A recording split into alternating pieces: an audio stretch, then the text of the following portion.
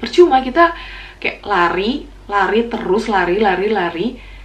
taunya kita nyasar, yang ada kita tuh cuman capek doang tapi nggak dapet apa-apa.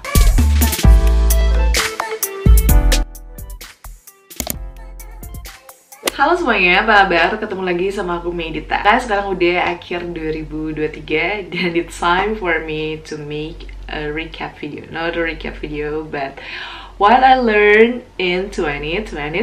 Yay! Kenapa aku bikin ini? Karena ini bisa menjadi pembelajaran buat aku atau juga bisa menjadi pembelajaran buat kalian semua. Okay, so first thing that I learned in this years adalah, jadi gini, di 2022 aku menyadari bahwa aku tuh terlalu kata kerja tuh kayak terlalu ambis untuk kayak kerja, melakukan, doing. Sometimes kita tuh harus stop untuk kita tuh tahu diri kita tuh ada di mana. Sometimes gini, kalau misalkan kamu lagi berlari ke suatu tujuan, kamu lari aja tanpa kamu melihat keliling, bahkan kamu nggak baca peta, kamu bisa jadi tersesat dan nggak nyampe ke titik itu. Jadi sometimes kita tuh harus berhenti dulu, lihat lawan kita di mana, lihat kita tuh lagi ada di mana, lingkungan kita, bahkan kalau bisa kita lihat peta petunjuk gitu sebenarnya kita tuh maunya kemana, baru kita mulai lagi. Karena percuma kita kayak lari terus taunya kita nyasar, yang ada kita tuh cuman capek doang tapi nggak dapet apa-apa. That's the point kenapa di tahun ini aku belajar untuk lebih slowing pace aku, kayak lebih banyak ngedengar, aku lebih belajar buat nonton lagi film, nonton lagi video-video, aku kayak aktif lagi main sosmed, liatin story-nya orang, santai aja gitu, bener-bener menikmati hidup supaya aku tuh bener-bener ada di kehidupan ini. Aku bener-bener sadar kayak, oh ternyata ini yang orang-orang lakukan, dan belajar buat enjoying life. Karena sometimes kalau misalkan aku terlalu kayak fokus untuk kayak kerja atau misalkan kayak aku fokus sama diri sendiri, aku harus gini itu, aku capek sama diri aku sendiri gitu. Karena kalau ketika fisik kita udah capek, mental kita tuh pasti bakalan capek juga, dan kalau udah mental yang kena itu akan panjang gitu ceritanya. Nah lalu yang selanjutnya itu adalah, kalau biasanya tahun-tahun sebelumnya aku selalu bicara kayak aku harus lebih self love lagi, mencintai diri aku sendiri. Nah tapi ada hal menarik yang aku temukan di tahun 2023 ini, dan I'm happy about that, adalah aku menemukan diri aku. Mungkin belum sempurna, tapi at least aku udah tahu kayak diri aku tuh gimana, and I embrace about that. Terus aku maunya apa dan apa yang bikin aku happy. Self love itu nggak bakal terjadi kalau kita nggak tahu diri kita tuh seperti apa. Karena kan self love itu terdiri dari dua kata ya, self and love, diri dan cinta gitu kan. Jadi mencintai diri sendiri gitu kan kalau secara singkatnya. Tapi yang sulit itu sebetulnya diri yang dimaksud itu diri yang seperti apa sih yang bakal kita cintai, yang bakal kita terima, kita kasihi. Menurut aku lebih sulit untuk menemukan si diri ini dibandingkan untuk mencintai diri ini. Karena gimana kita bisa mau mencintai kalau kita nggak kenal? Sama kan kayak pasangan, sering kan ngedenger pepatah kayak tak kenal maka tak sayang. Jadi gimana kita mau sayang kalau misalnya kita ini aja nggak tahu? Kayak gimana kita mau mencintai diri kita sendiri kalau kita tuh nggak tahu diri kita tuh seperti apa yang diinginkan diri kita. That's why dibandingkan untuk fokus dulu ke mencintai diri sendirinya, tapi dirinya belum ditemuin. Makanya yang aku happy itu sekarang aku udah tahu, mostly aku udah tahu, mungkin sekitar 80%, mungkin sisanya dalam perjalanan waktu.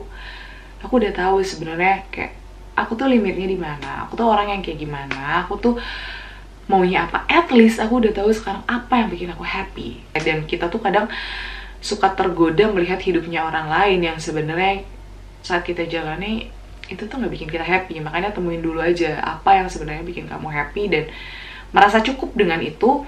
Karena ya itulah diri kamu, itulah diri aku juga gitu. Maksudnya aku ngerasanya gitu. Jadi ketika aku udah nemuin ini diri aku, cukupnya diri aku segini, and that's make me happy. Terus yang kedua adalah yang aku pelajari di tahun ini adalah saving more sih. Sebetulnya dari tahun-tahun sebelumnya juga saving, cuman mungkin karena di tahun-tahun sebelumnya itu aku masih punya kewajiban yang harus aku penuhi, jadi aku belum sepenuhnya untuk saving. Kalau sekarang aku udah mulai, literally menurut aku ya definisi saving yang bener-bener saving itu adalah ya mungkin di tahun ini. Ya udah, saving tuh kadang tanpa ada alasan tuh kita butuh saving gitu ya untuk masa depan gitu. Nggak sekedar saving buat beli barang gitu kan, kalau dulu saving cuma buat ganti handphone atau saving buat bayar kuliah kayak gitu-gitu, enggak. Terus yang selanjutnya adalah minimalism. Ya, aku belajar buat pengen hidup minimalis gitu. Karena apa ya, aku tuh belajar untuk melepaskan sih di tahun ini. Kayak kita kan semuanya bakal kembali ya, apapun yang kita punya, mau itu pasangan, mau itu barang, mau itu keluarga, semuanya tuh bakal hilang nantinya. Salah satu caranya dan berlatih untuk proses bisa lebih mudah melepaskan itu adalah menjadi minimalism. Jadi keep barang-barang yang memang bervalue, fungsional, yang bisa terus aku pakai secara terus menerus, dan buang barang-barang yang sekiranya nggak perlu aku simpan, kayak kardus-kardus bekas skincare atau bekas parfum yang lucu-lucu itu aku buang, bekas sepatu even aku buang. Terus barang-barang yang udah nggak aku pakai dan aku cuman keep, baju pun aku keep seminimal mungkin, bener-bener memang yang aku pakai. Dan mulai sekarang ya, pokoknya di tahun ini aku tuh kalau misalnya beli pakaian atau beli barang tuh berpikir berulang kali apakah ini bakal aku pakai jangka panjang. Next, apa aja yang pengen aku lakukan untuk mengimprove hidup aku ya di tahun selanjutnya? Yang pertama adalah improving myself.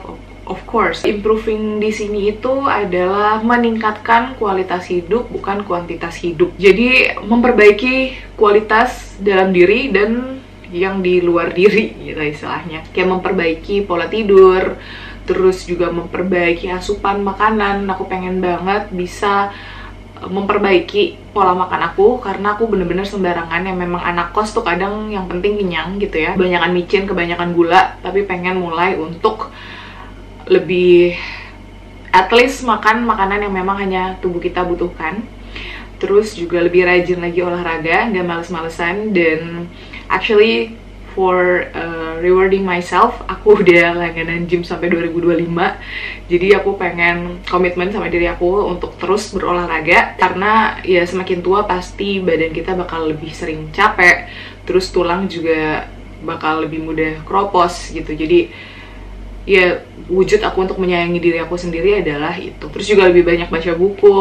Nggak apa-apa aku nonton film-film yang emang bikin aku happy, nggak apa-apa, aku udah nggak mau membatasi itu.